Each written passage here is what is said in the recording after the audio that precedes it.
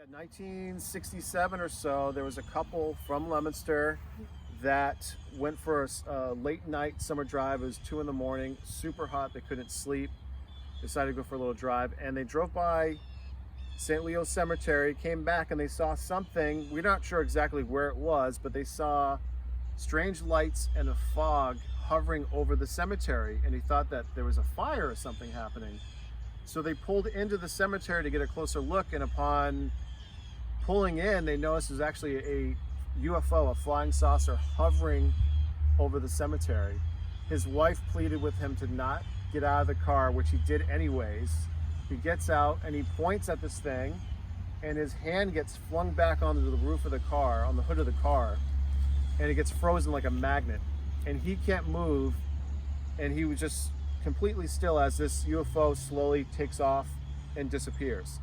And the couple went back to their home. They're frazzled. He even crashes into the garage. They call their parents. They're in their 40s.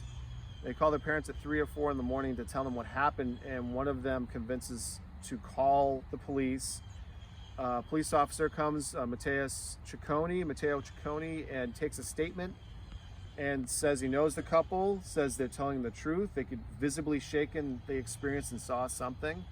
And this sighting actually was corroborated by a bunch of sightings that were occurring during that same year in central Massachusetts, hovering over ponds, Fitchburg, South Ashburnham, all over. So the timing of this sighting and when this happened actually ended up being in a book written by Raymond Fowler, looking into Betty Andreasen, who was a UFO abductee who had a lot of experiences, and she lived right down the road when she had hers experience in 1944. So there's something about Leominster, there's something about the land, the history here, and these sightings continue to happen in present day. So there's something going on, and it's just fascinating to me that it continues to happen, and it continues to happen with people of all types.